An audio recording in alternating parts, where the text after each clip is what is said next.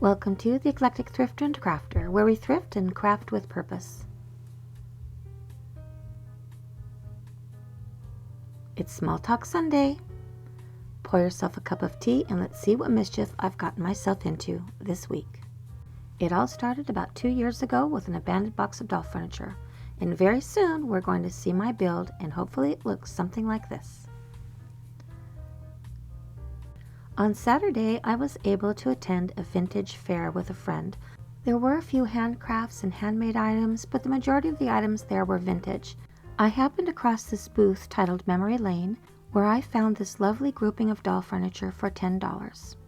Now, this little dresser is missing its 2 top drawers, but that's not a problem. I can fix them. This is a very nice quality set. I'm going to put this little wardrobe in another room because I'm going to do something special with this little dresser. This little set is made in China, but it is a very well made little piece. It came with 2 chairs, both upholstered. And we're going to glue that little bit on the mirror, and I'm probably going to separate that mirror from this dresser because I'm going to show you what I'm going to do with this dresser.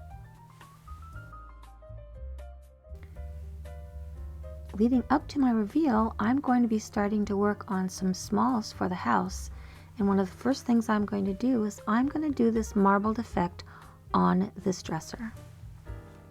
My time is freeing up now since I'm so close to being finished. The hardest part is deciding where I'm going to begin, but I think I'm going to begin here with this dresser.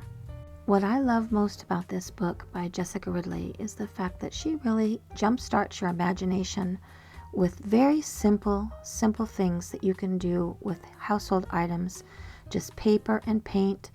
I've been looking for just the right dresser to do this, and I think that's what I found this weekend.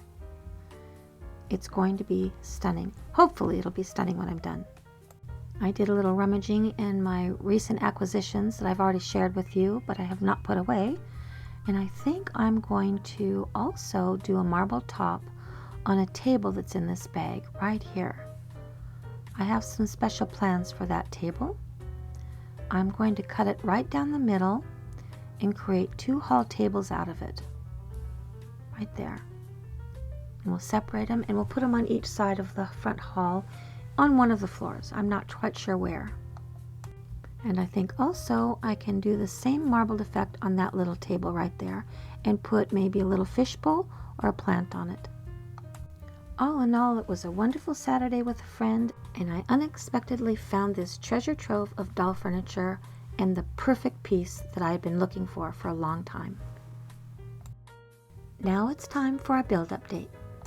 At this point, my son was home safely from the hospital, so it was time to put the new slate on the new roof. Where this cardboard patch is a temporary cover for where the dormer is going to be slid in there sometime this winter or early next spring. But in the meantime, it's just going to be covered with paper mache slate.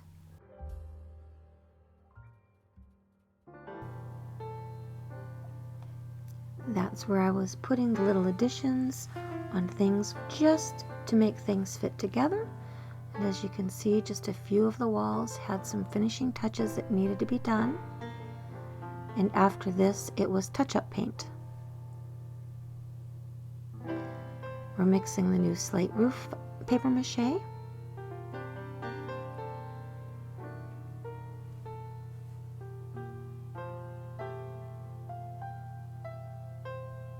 It's hard to film and add paint all at the same time.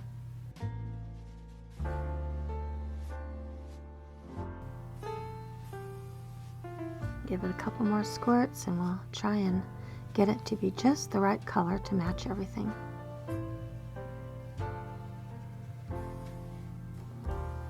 The roof took about 2 gallons of paper mache to do both sides. It's rainy and chilly, so everything is drying quite slowly. I did bring the finished rooftop in the house. I let it dry overnight. Then I took a piece of ruler and I gently went across the top of each row of slate, pressed it in so that it gave such an impression that it looks like each row is overlapping the row below it. Here you can see that on the front of the house I have to add a little paper mache to that wall to accommodate the new roof.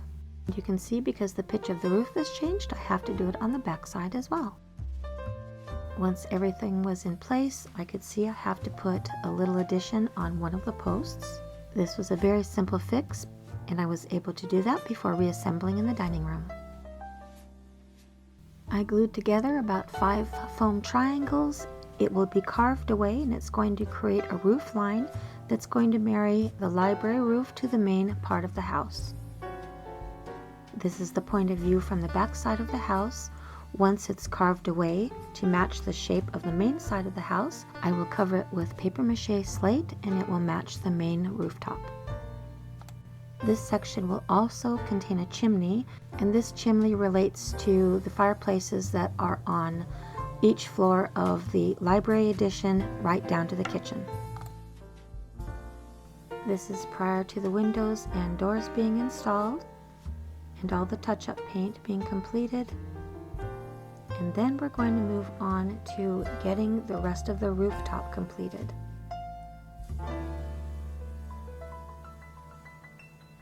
The third floor exhibit room and the upper room attached to that for the servants' quarters, that is attached to the main body of the library by dowels as well, and it's very steadfast. I did not like the look of the original tower roofs, so I selected to redesign them. This viewpoint is before the roofs had been carved, the glue is drying, and before new paper mache slate has been laid upon everything. Well, that is our update for today. There'll be another update in a couple of weeks, maybe just before or just after Thanksgiving. We'll see what happens. I am sure there will be a Small Tuck Sunday Smalls project between now and then. Thank you so much for joining me today. Please like and subscribe, and tapping the like button helps the YouTube algorithm share my channel.